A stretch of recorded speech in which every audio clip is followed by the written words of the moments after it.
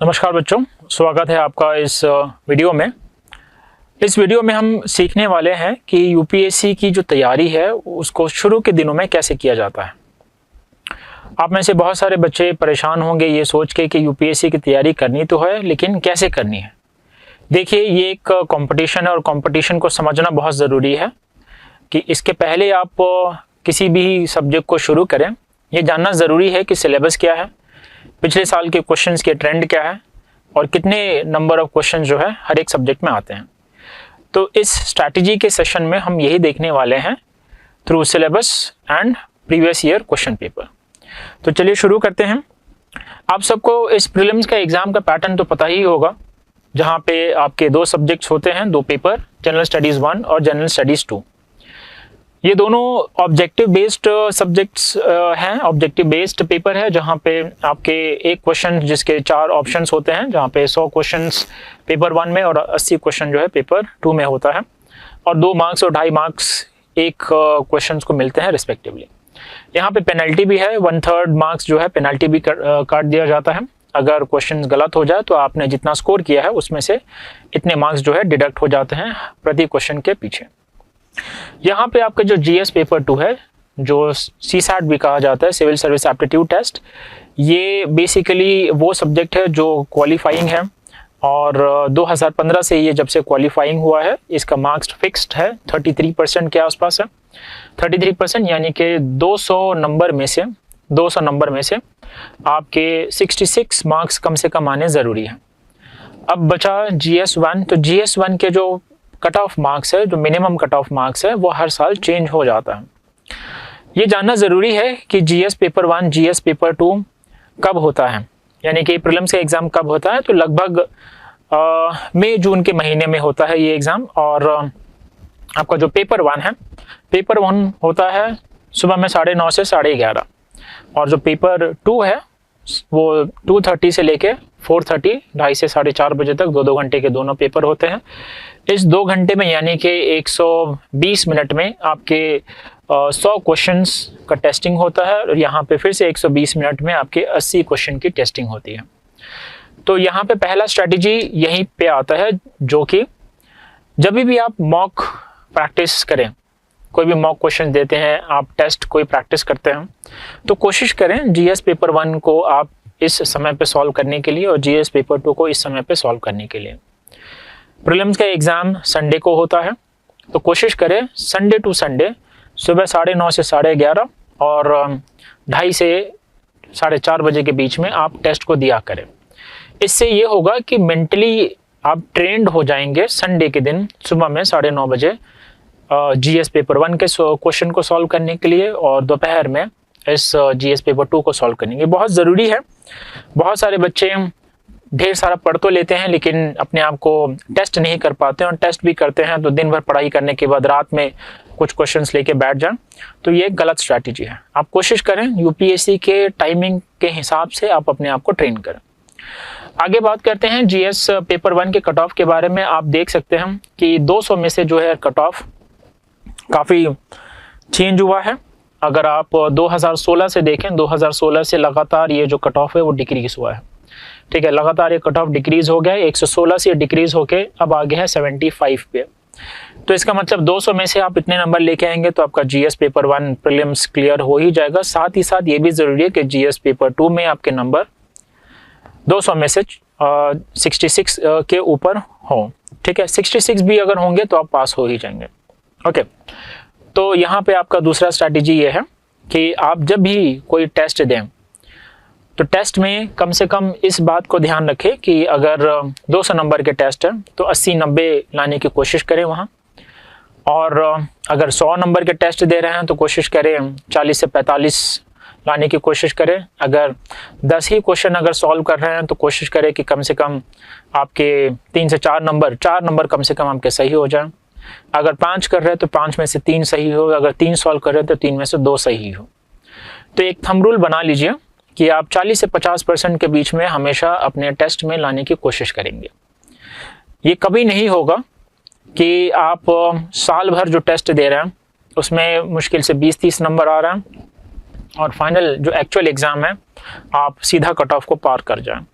तो आपके साल भर के जो एवरेज जो स्कोर होगा वही एक्चुअल एग्जाम में रिफ्लेक्ट होता है। ठीक है। दूसरी बात, जो प्रीलिम्स का जो सिलेबस दिया हुआ है, जो यूपीएससी द्वारा सिलेबस है, जिसमें history, geography, polity, economy, ecology, science और करंट अफेयर के बारे में कहा गया, यहाँ पे सिर्फ सब्जेक्ट्स के नाम दिए गए हैं। अगर आप गौर से देखें, सिर्फ सब्जेक्ट के नाम है, ये डिटेल में सिलेबस है ही नहीं। तो यानी कि प्रीलिम्स का डिटेल में कोई सिलेबस यूपीएससी ने नहीं जाहिर की है, सिर्फ सब्जेक्ट्स के नाम है और पैटर्न बताया गया है। ओके। उसी तरह से जीएस पेपर 2 सीसैट में यहाँ पे कॉम्प्रीहेंशन, मैथ्स, क्वांटिटेटिव एप्टीट्यूड और रीजनिंग की टेस्ट होती है। तो यहाँ पे अक्सर बच्चे सीसैट को लेके परेशान होते हैं कि उनकी इंग्लिश वीक है या फिर मैथ्स और जो रीजनिंग है उन्होंने स्कूल के बाद कभी सॉल्व ही नहीं किया है। तो ऐसे बच्चों को परेशान होने की ज़रूरत नहीं है, क्योंकि कॉम्प्रीहेंशन रीजनिंग है तो यहाँ पे कट ऑफ है हार्डली 66% है। तो 200 में से जो है 66 मार्क्स है, 33%, तो 200 में से 66 मार्क्स लाना इतनी बड़ी बात है ही नहीं। जी बिल्कुल, इसको आप इग्नोर नहीं करेंगे, भले आपको इंग्लिश आती हो, भले आपको हिंदी आती हो, और क्वेश्चन पेपर भी इंग्लिश और हिंदी में ही होता है, लेकिन यहाँ पे एनालिटिकल स्किल्स होते हैं जो चेक किया जाता है। यहाँ पे ग्रामर्स तो नहीं होते हैं, लेकिन आपको रीडिंग कॉम्प्रीहेंशन की एक आदत होनी चाहिए, यानी कि आप जो भी पढ़ें उसको समराइज करने की आदत होनी चाहिए, क्योंकि क्वेश्चन जो है उसी प्रकार के होते हैं, समरी बेस्ड क्वेश्चन होता है कॉम्प्रीहेंशन में। तो आपके जो सीसैट के जो पेपर है वो आपके जीएस 1 पेपर से बहुत ज़्यादा हटके नहीं है। अब आते हैं, हमने देख तो लिया कि कुछ सब्जेक्ट्स है जैसे हिस्ट्री, ज्योग्राफी, पॉलिटी, इकोनॉमी है, और कुल मिला के 100 क्वेश्चंस होते हैं, 200 मार्क्स होता है, लेकिन प्रत्येक सब्जेक्ट में क्वेश्चंस कितने कितने होते हैं तो ये कभी फिक्स्ड नहीं होता है। ठीक है, हर साल जो नंबर ऑफ क्वेश्चन चेंज होते रहते हैं।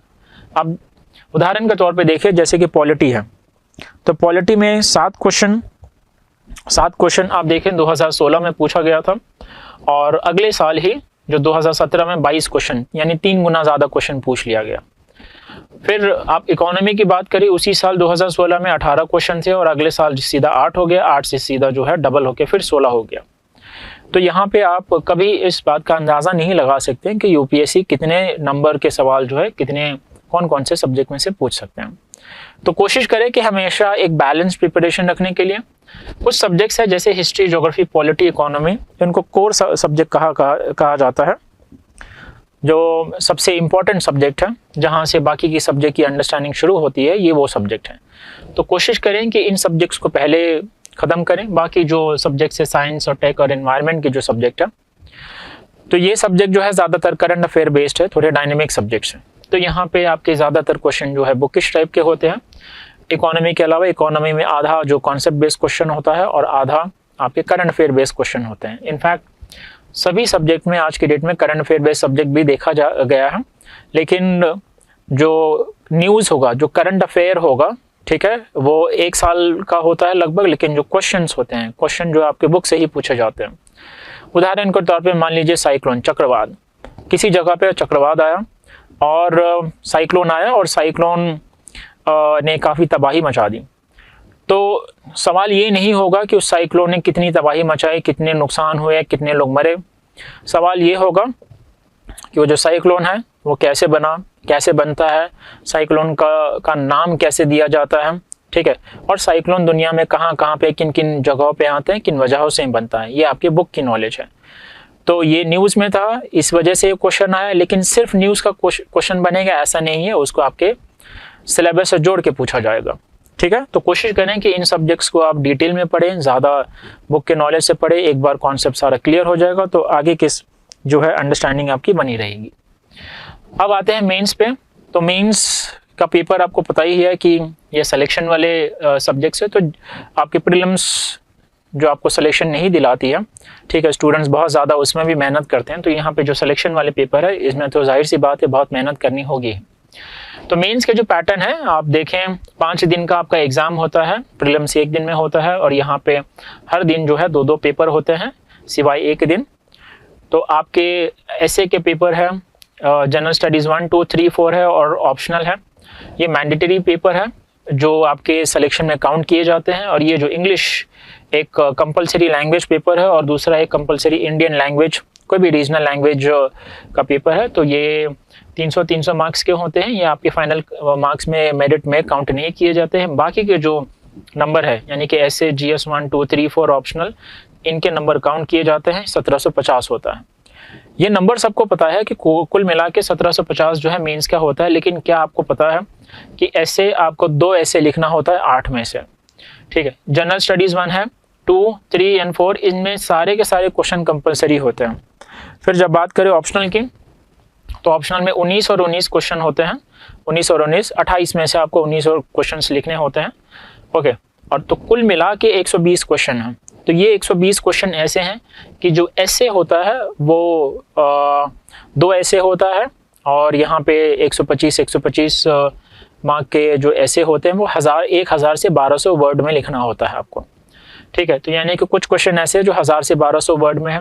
यहाँ पे जो जनरल स्टडीज़ के जो पेपर है ये 20 क्वेश्चन है, तो 10 क्वेश्चन 10 मार्क के होते हैं जिसको 150 वर्ड में लिखना है। 10 क्वेश्चन जो है 15 नंबर के होते हैं जिसमें आपको 250 वर्ड्स लिखने होते हैं, ठीक है। तो यानी कि कुछ 150 वर्ड वाले क्वेश्चन है, कुछ 250 वर्ड वाले क्वेश्चन है, और ऑप्शनल में कुछ क्वेश्चन ऐसे भी होते हैं जो 300 वर्ड के होते हैं। तो कुल मिला के आपको 4 दिन में 120 आंसर लिखना है, ठीक है। डेली करीब करीब आपको 6-6 घंटे लिखना है। GS पेपर 1 2 एक दिन होगा, 3 और 4 एक दिन होगा। ऑप्शनल के जो दोनों पेपर है, सब्जेक्ट एक ही है लेकिन पेपर 2 होगा उसका। जैसे अगर हिस्ट्री है तो हिस्ट्री पेपर 1, हिस्ट्री पेपर 2, दोनों हिस्ट्री के होंगे लेकिन 50-50% डिवाइड होगा। सिवाय ऐसे का जो पेपर होता है वो एक दिन एक ही पेपर होगा 3 घंटे का, ठीक है। तो आपको ये समझना चाहिए कि आपको 120 आंसर 4 दिन में लिखना है, वो भी डिफरेंट वर्ड लेंथ का। तो तैयारी भी उस तरह से होनी चाहिए, ठीक है। आगे बढ़ते हैं कि मेंस का जो सिलेबस दिया हुआ है जनरल स्टडीज़ 1 2 3 4 में, जो जनरल स्टडीज़ 1 है उसमें हिस्ट्री, ज्योग्राफी, सोसाइटी है, 2 है कॉन्स्टिट्यूशन, पॉलिटी है, governance, social justice, international relation है, 3 है इकोनॉमिक डेवलपमेंट, इकोनॉमी है, technology, science and technology, environment, disaster management, internal security है, और GS पेपर 4 है, उसमें एक ही सब्जेक्ट है यानी कि एथिक्स, इंटीग्रिटी और एप्टीट्यूड। तो आप यहाँ पे देखें पेपर एक है और सब्जेक्ट्स अनेक हैं, ठीक है। पेपर एक है और सब्जेक्ट अनेक है। तो जनरल स्टडीज़ 1 हमने देखा कि 20 क्वेश्चन आते हैं, तो हिस्ट्री में से कितने क्वेश्चन, ज्योग्राफी से कितने, सोसाइटी से कितने। तो इसी चीज़ को पिछले 10 साल के क्वेश्चन पेपर से इसको ब्रेक डाउन यहाँ किया गया है। जैसे जनरल स्टडीज़ 1 है उसमें हिस्ट्री है, ज्योग्राफी है, सोसाइटी है। आप अगर देख सकते हैं तो फिलहाल जो हिस्ट्री के लगभग जो क्वेश्चन है 5 से 6 आ रहे हैं, ठीक है। ज़्यादा से ज़्यादा 6 आएंगे, उससे ज़्यादा नहीं। ज्योग्राफी के क्वेश्चन आप देख रहे हैं कुछ सालों से जो है लगभग 8 क्वेश्चन पूछे जा रहे हैं। सोसाइटी के क्वेश्चन आप लगभग देखें 6 से 7, यानी कि अगर हिस्ट्री का क्वेश्चन कम पूछे जाएंगे तो सोसाइटी के ज़्यादा, और अगर सोसाइटी के कम है तो हिस्ट्री के ज़्यादा हो जाएंगे। तो आप यहाँ पे समझिए कि GS पेपर 1 में ज्योग्राफी लगभग थोड़ा बड़ा है, और सोसाइटी और हिस्ट्री के जो नंबर ऑफ क्वेश्चन है वो लगभग एक बराबरी के हैं, लेकिन हिस्ट्री खुद में एक बहुत बड़ा सब्जेक्ट है, ठीक है। दूसरा जनरल स्टडीज़ 2 है। आप देखिए पॉलिटी के ढेर सारे क्वेश्चन पूछे जाते हैं। उसके बाद में सोसाइटी, सोशल जस्टिस का देखिए काफ़ी कम है क्वेश्चन, गवर्नेंस के भी क्वेश्चन्स काफ़ी कम है, इंटरनेशनल रिलेशन के भी कम है। तो यहाँ पे मैं ये समझ रहा हूँ कि पॉलिटी का जो सब्जेक्ट है ये थोड़ा बड़ा सब्जेक्ट है। आप इस बात से वाकिफ रखें कि जो हिस्ट्री का सब्जेक्ट है पहले यहाँ पे ज़्यादा क्वेश्चन पूछे जाते थे, over a period of time यहाँ पे जो है क्वेश्चंस कम पूछे जाए, लेकिन सिलेबस कम नहीं है, सिलेबस अभी भी एग्जॉस्टिव है। तो यहाँ पे हिस्ट्री, ज्योग्राफी और पॉलिटी ये 3 बड़े सब्जेक्ट हैं, ये कोर सब्जेक्ट हैं, और ये सब्जेक्ट आपके प्रीलिम्स में भी है।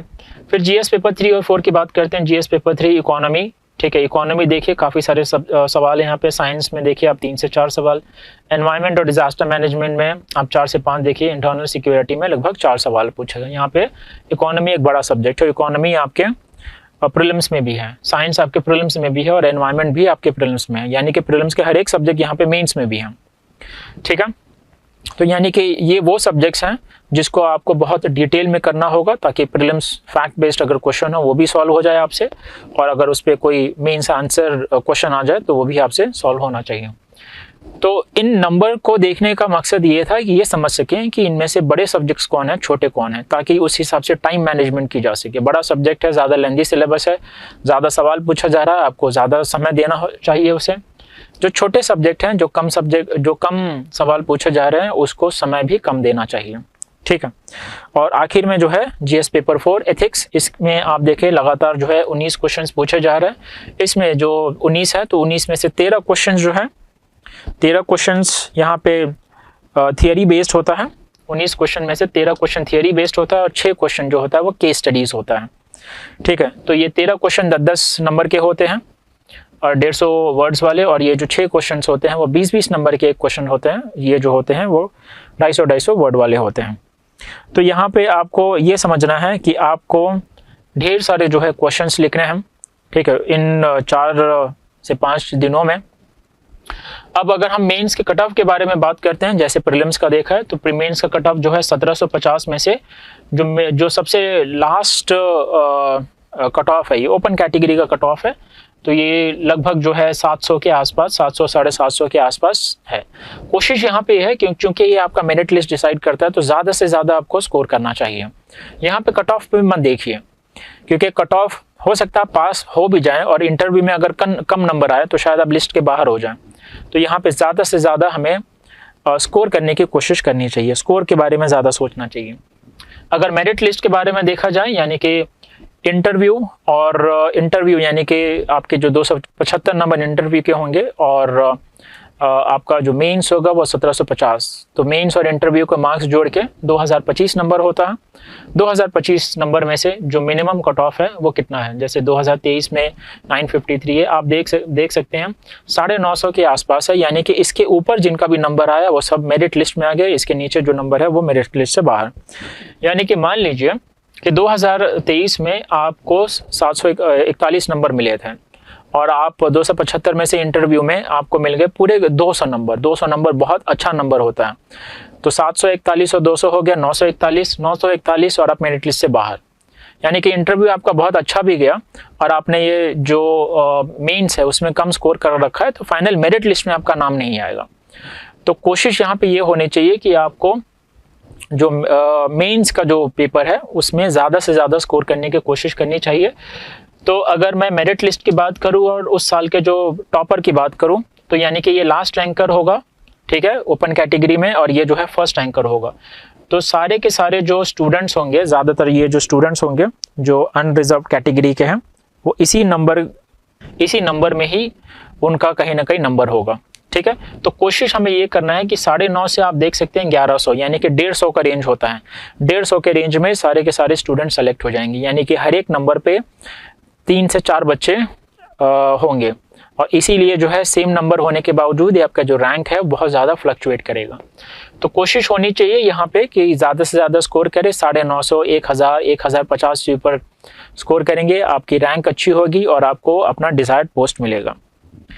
यहाँ पे टॉपर के मार्क्स को थोड़ा एनालाइज करते हैं। आप देखें, ये तो सिर्फ रैंक 1 के मार्क्स हैं।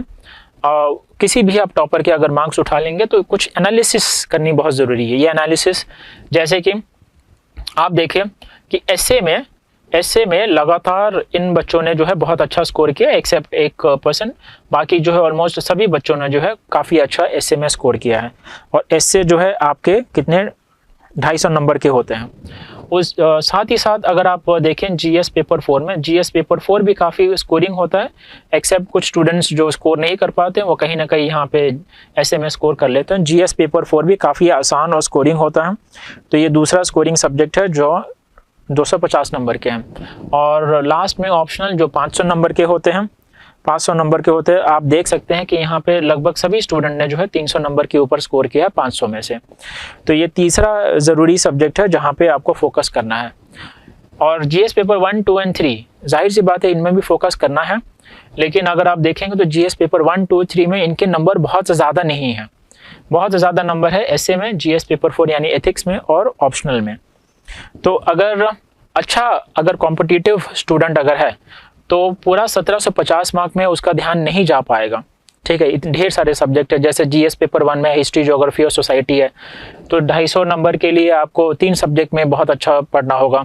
फिर जीएस पेपर 2 अगर देखेंगे तो फिर यहाँ पे 250 नंबर है, कॉन्स्टिट्यूशन है, फिर governance, social justice, international relation है, 4 सब्जेक्ट यहाँ पे पढ़ना होगा।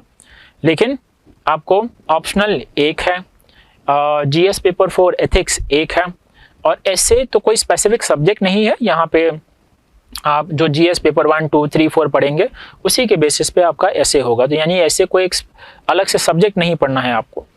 तो अगर आप इन 3 सब्जेक्ट को टारगेट करते हैं 1000 यानी 1750 मार्क्स में से ये जो 2-3 सब्जेक्ट हैं ये आपके ज़्यादा से ज़्यादा नंबर स्कोर कराएंगे, और टॉपर्स भी सबसे ज़्यादा यही स्कोर करते हैं। बाकी जीएस पेपर 1, 2 एंड 3 में टॉपर्स के मार्क्स और उन बच्चों के मार्क्स जो सेलेक्ट नहीं हुए लगभग सेम होते हैं। प्रिपरेशन स्ट्रैटेजी क्या होना चाहिए? देखिए, सबसे पहले आप सिलेबस को एनालाइज कीजिए। सिलेबस यूपीएससी ने बहुत डिटेल में दिया ही है। हाँ, प्रीलिम्स का जो सिलेबस है वहाँ पे यूपीएससी ने सिर्फ सब्जेक्ट को मेंशन किया है, लेकिन आप मेंस का सिलेबस को देखिए, काफ़ी कॉम्प्रिहेंसिवली दिया हुआ है। सिलेबस देखने से आपको सब्जेक्ट के बारे में थोड़ा जानकारी मिलता है। उसके बाद में इसको और अच्छे से समझने के लिए आप प्रीवियस ईयर के क्वेश्चन पेपर को देखिए। प्रीवियस ईयर के क्वेश्चन पेपर देखने से आपको जो सब्जेक्ट का जो डेप्थ है वो पता चलता है। उसके बाद में कुछ स्कोरिंग सब्जेक्ट्स देखना है जहां से आप शुरू कर सकते हो। कोर सब्जेक्ट से हमेशा शुरू करना चाहिए, जैसे हिस्ट्री, ज्योग्राफी, पॉलिटी, इकोनॉमी, साथ ही साथ आप ऑप्शनल कर सकते हैं। ठीक है, उसके बाद में प्रीवियस ईयर्स के क्वेश्चन पेपर को सबसे पहले सॉल्व करना चाहिए। इसके बजाय ये ना हो कि आप किसी अन्य जो है क्वेश्चन को सॉल्व कर रहे हैं, ठीक है, जिसका यूपीएससी से कोई लेना देना नहीं हो। तो यहाँ पे अप्रोच क्या होना चाहिए कि अगर कोई भी सब्जेक्ट शुरू करते हैं, ये अब इतना एनालिसिस करने के बाद इस पे हम पहुंचे हैं कि अगर कोई सब्जेक्ट शुरू करते हैं तो सबसे पहले उस सब्जेक्ट के सिलेबस को देखिए। उस सब्जेक्ट से आप सिलेबस से आपको सब्जेक्ट का लेंथ थोड़ा पता चलेगा, ठीक है, क्या क्या कवर करना है ये पता चलेगा। उसके बाद में आप पिछले साल के क्वेश्चन पेपर को एनालाइज कीजिए। सिर्फ एनालाइज कीजिए, सॉल्व नहीं कीजिए। इससे आपको उस सब्जेक्ट का डेप्थ पता चलेगा, किस तरह के क्वेश्चंस पूछे जाते हैं, कितना डिटेल में जाके पढ़ना होगा। ठीक है, उसके बाद में आप लेक्चर अटेंड कीजिए, लेक्चर देखिए, और उससे रिलेटेड जो भी नेसेसरी बुक्स है, एनसीईआरटी है, एडवांस लेवल बुक्स है, उसको पढ़िए, उसके नोट्स बनाइए। ठीक है, और जो कंसेप्चुअल अंडरस्टैंडिंग है उसको कीजिए। उसके बाद में आप पिछले साल के क्वेश्चन पेपर को सॉल्व कीजिए। जो टॉपिक आपने पिक किया है, जिसका आपने सिलेबस देखा था, पिछले साल के क्वेश्चन पेपर देखे थे, उसी टॉपिक को आपको सॉल्व करना है अब।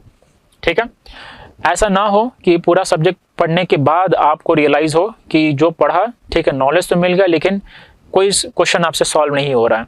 तो एनालिसिस पहले कीजिए, पढ़िए, उसके बाद में उसी क्वेश्चन को सॉल्व कीजिए। देखिए कि आपने जो सीखा है, ठीक है, उससे आपका क्वेश्चन सॉल्व हो रहा है नहीं हो रहा है।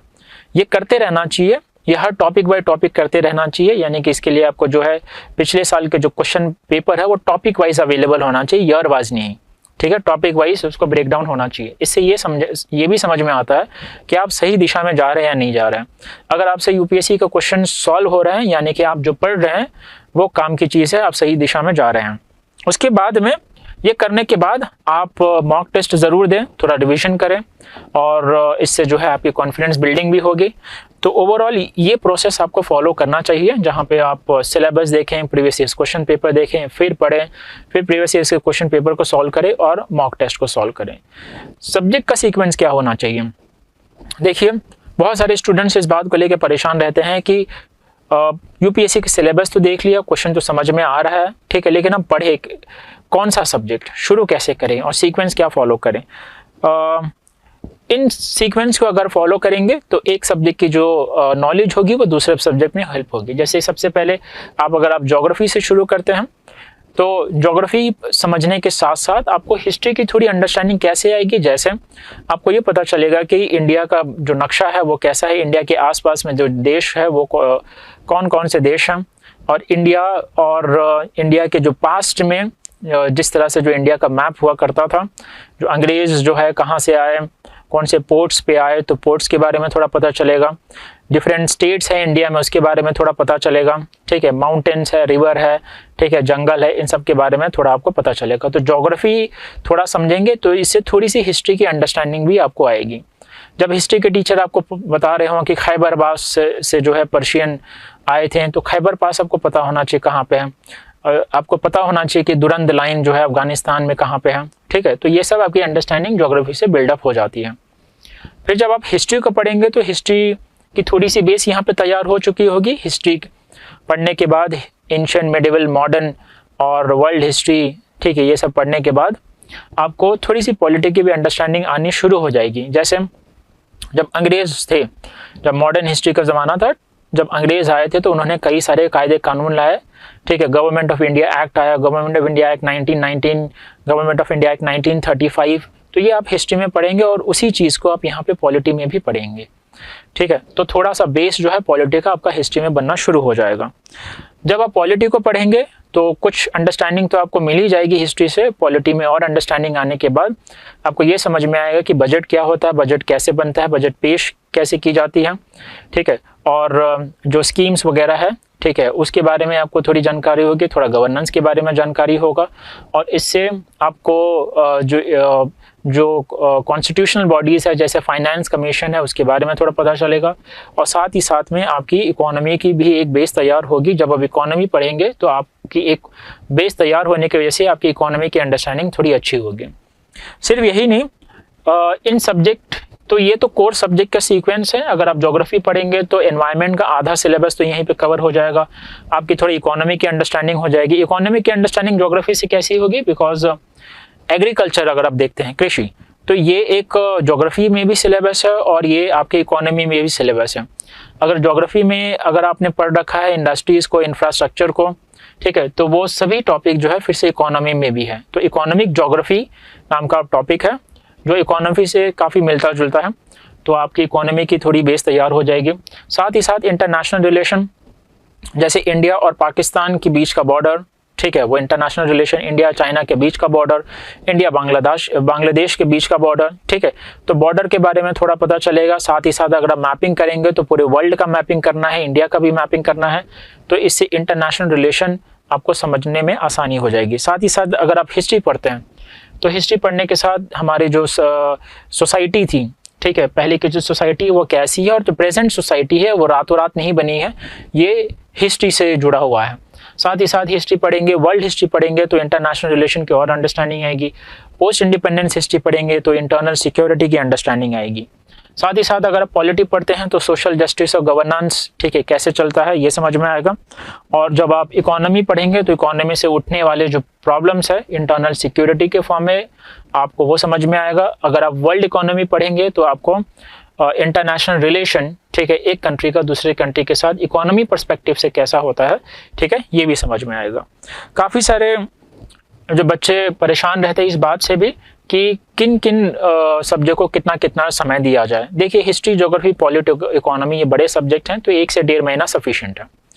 छोटे छोटे जो सब्जेक्ट हैं जैसे इंटरनल सिक्योरिटी, इंटरनेशनल रिलेशन, इन सब सब्जेक्ट को आप 15 दिन या 3 हफ्ते दे सकते हैं। बाद में इस फेजेस को समझने की कोशिश कीजिए कि जो पहला फेज है यानी कि सिलेबस कंप्लीट करने वाला फेज है वो 8 से 10 महीने आपको देना चाहिए, इत्मीनान से आपको पढ़ना चाहिए। इसमें आप सारे के सारे सिलेबस को कवर करने की कोशिश कीजिए। साथ ही साथ चूंकि आप पिछले साल के क्वेश्चन पेपर को भी देखेंगे तो इस पहले फेज में आपके पिछले साल के क्वेश्चन पेपर की भी अंडरस्टैंडिंग आएगी, आपकी पूरी सिलेबस कंप्लीट हो जाएगी। कोशिश करें कि आप ऑप्शनल भी इसी दरमियान कंप्लीट कर लें। दूसरा जब फेज होगा जो लगभग 3 महीने का होना चाहिए, इसमें आप रिवीजन करना शुरू करेंगे। इसमें और थोड़े पिछले साल के क्वेश्चन पेपर भी रिवाइज करेंगे और साथ ही साथ कुछ नए क्वेश्चंस को लेंगे। जहाँ पे जब आप प्रीलिम्स के नज़दीक होंगे तो प्रीलिम्स से रिलेटेड आप टेस्ट सीरीज को फॉलो करें, प्रीलिम्स से रिलेटेड एग्जॉस्टिव रिवीजन करें क्योंकि सबसे पहले आपका प्रीलिम्स एग्जाम आएगा। उसके बाद जब प्रीलिम्स और मेंस के दरमियान का जो समय बचेगा यानी कि करीब करीब 2.5 से 3 महीने, तो उस दरमियान आप मेंस के test series exhaustively mains answer writing practice करें क्योंकि उस समय में ज़्यादा सफिशिएंट टाइम नहीं बचता है कि आप मेंस के नए टॉपिक को लेके आप शुरू करें। तो यानी कि आप मेंस का अगर टेस्ट लिख रहे हैं तो पहले ही फेज में मेंस का सिलेबस भी कंप्लीट हो जाना चाहिए ताकि आप सिर्फ रिवीजन करें उस दरमियान। और चौथा जो फेज है इंटरव्यू का, तो प्रीलिम्स मेंस के बाद जब आप इंटरव्यू देने जाएंगे तो यहाँ पे भी कुछ मॉक इंटरव्यूज़ दें और आप इंटरव्यू को भी एक सीरियस नोट पे ज़्यादा से ज़्यादा स्कोर करने की कोशिश करें।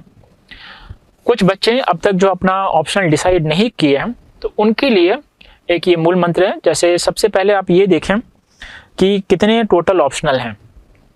तो सारा ऑप्शनल आपको करना नहीं है, करना तो एक ही है। तो उनमें से कुछ आपके इंटरेस्ट के हिसाब से कुछ ऑप्शनल को चूज़ कीजिए। उस में से फर्दर ये देखिए कि उस ऑप्शनल का जो जनरल स्टडीज़ में उसका कितना योगदान है। जैसे हिस्ट्री एक ऑप्शनल भी है और हिस्ट्री कंपलसरी जनरल स्टडीज़ में भी है। आपके हिस्ट्री आपके प्रीलिम्स और मेंस दोनों में है। तो अगर आपने हिस्ट्री चूज़ किया तो प्रीलिम्स में भी हेल्प होगा, मेंस में भी हेल्प होगा और ऑप्शनल तो है ही। उसी तरह से अगर आपने ज्योग्राफी चूज़ किया या फिर पॉलिटिकल साइंस चूज़ किया, इकोनॉमी चूज़ किया तो इनका योगदान जो है जनरल स्टडीज़ में होता ही है। साथ ही साथ लेटर से अगर आपने सोशियोलॉजी चूज़ किया है तो उसका भी योगदान आपके प्रीलिम्स में, मेंस में खास करके हो गए। तो कोशिश करें कि ये भी चेक करें कि उसका अगर कंट्रीब्यूशन जनरल स्टडीज़ में है तो बहुत अच्छी बात है। उसके सिलेबस को थोड़ा एनालाइज कीजिए। ऐसा ना हो कि आपने एक ऐसा सब्जेक्ट चूज़ कर लिया, जैसे कि आप इंजीनियरिंग बैकग्राउंड से है और आपने मेडिकल साइंस चूज़ कर लिया है। मेडिकल साइंस चूज़ तो कर सकते हैं, ठीक है, उसके लिए कोई डिग्री की ज़रूरत नहीं है क्योंकि महज वो एक ऑप्शनल है, ठीक है। लेकिन क्या आपको उस सब्जेक्ट की अंडरस्टैंडिंग है? तो सिर्फ इंटरेस्ट पे ना जाएं, सिलेबस को भी देखें। बहुत ज़्यादा लेंदी ऑप्शनल ना चूज़ कर लें कि उसको कंप्लीट करने में आपके कई महीने निकल जाए, क्योंकि ऑप्शनल की जो डिफ़िकल्टी है वो मास्टर्स लेवल की होती है। जो जनरल स्टडीज़ 1, 2, 3, 4 की जो डिफ़िकल्टी है वो 12th स्टैंडर्ड तक की होती है। तो 12th स्टैंडर्ड तक की जो डिफ़िकल्टी है वो सब बेयर कर सकते हैं, इसीलिए वो कंपलसरी सब्जेक्ट है। ऑप्शनल चूँकि मास्टर्स लेवल यानी पोस्ट ग्रेजुएशन लेवल की यहाँ पे जो नॉलेज की ज़रूरत होती है, तो यहाँ पे केवल एक सब्जेक्ट यूपीएससी ने रखा है। तो यहाँ पे ये भी देखें कि रिसोर्सेस अवेलेबल है या नहीं है, यानी कि बुक्स अवेलेबल होने चाहिए, नोट्स अवेलेबल होने चाहिए, आपकी लैंग्वेज में उस नोट्स का होना बहुत ज़रूरी है, ठीक है। और अगर आपके लैंग्वेज में ना हो, लेकिन अगर आप इंग्लिश को अगर समझ के और अपने लैंग्वेज यानी हिंदी में अगर आप लिख सकते हैं तो बहुत अच्छी बात है।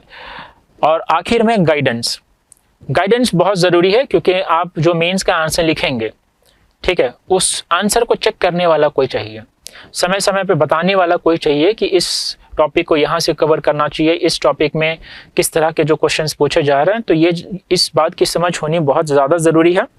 तो ऑप्शनल का जो सिलेक्शन आप कुछ इस प्रकार कर सकते हैं। और आखिर में करंट अफेयर्स, न्यूज़पेपर बहुत इंपॉर्टेंट है और बच्चे इस बात को लेकर परेशान रहते हैं कि जनरल स्टडीज़ के साथ साथ जो है न्यूज़पेपर को कैसे किया जाए। तो देखिए यहाँ पे बहुत ही एक सिंपल तरीका है, आप जो है डेली बेसिस पे सांसद टीवी को देखना शुरू करें। हर रात 8, साढ़े 8 बजे ये सांसद न्यूज़ टेलीकास्ट होता है, सांसद टीवी।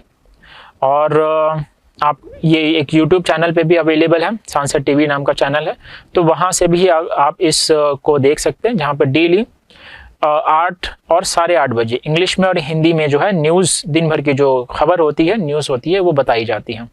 और ये न्यूज़ काफ़ी इंपॉर्टेंट न्यूज़ होती है, ये अन्य न्यूज़ प्लेटफॉर्म जैसी नहीं होती जो अननेसेसरी न्यूज़ को चलाते रहें। तो यहाँ पे कुछ देश और विदेश की जो है इंपॉर्टेंट न्यूज़ है वो होती है।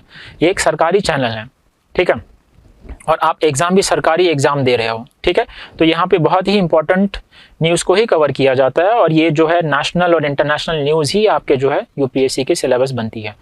तो यहाँ पे आप इस न्यूज़ को देखें और अगले दिन जब आप न्यूज़पेपर को पढ़ेंगे तो आपकी एक अंडरस्टैंडिंग बनी रहेगी कि पिछले रात में आपने जो न्यूज़ देखा, अगले दिन सुबह में वही न्यूज़पेपर में छप के आएगा, तो आप पहले उन न्यूज़ को कवर करेंगे, क्योंकि आप उन न्यूज़ की थोड़ी एक बैकग्राउंड आपकी बन चुकी है और साथ ही साथ ये न्यूज़ बहुत इंपॉर्टेंट है आपके सिलेबस के लिए। तो न्यूज़पेपर जो होता है वो आम लोगों के लिए प्रिंट की जाती है, लेकिन आप जो है यूपीएससी एस्पिरेंट हो, आप आम जनता जैसे न्यूज़पेपर नहीं पढ़ेंगे।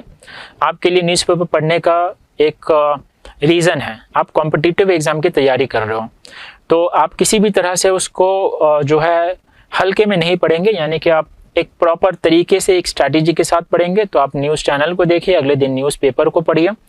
और अगर आपको न्यूज़ की आदत नहीं है तो पहले इस चीज़ की आदत लगाइए, पहले कुछ दिन न्यूज़ देखने की आदत लगाइए, फिर पढ़ने की आदत लगाइए। जब ये दोनों आदत लग जाए उसके बाद में आप नोट्स बनाने की आदत लगाइए। नोट्स जितना कम हो उतना अच्छा है, क्योंकि न्यूज़ कभी ख़त्म नहीं होगा, साल के पूरे 365 दिन जो है न्यूज़ छपते रहता है, तो न्यूज़ कभी ख़त्म नहीं होगा। तो आप न्यूज़ से रिलेटेड जो नोट्स बनाना भी कभी ख़त्म नहीं होगा। एक समय आएगा जब आप थक जाएंगे, तो कोशिश करें कम से कम बनाते रहेंगे तो ज़्यादा लंबे समय तक बनेगा, ठीक है। कम से कम करते करते और पूरा साल बीत जाएगा तब भी वो बहुत ज़्यादा बल्कि हो जाता है। तो कोशिश करें कम से कम नोट्स बनाएं, नोट्स को जो है रिविज़न करें। हफ्ते में 6 दिन नोट्स बना के 7वें दिन यानी संडे वाला न्यूज़ आप ना पढ़ें, संडे के दिन जो है आप 6 दिन के न्यूज़ को आप रिवाइज़ कर लें। तो इस तरह से आप पूरे यूपीएससी के सिलेबस को पूरे समझ के, क्वेश्चन पेपर को समझ के और न्यूज़पेपर को समझ के इस पूरी तैयारी को अंजाम दे सकते हैं। मैं कोशिश करता हूँ कि आपको जितना हो सके आपको आपके प्रिपरेशन में गाइड कर सकूँ।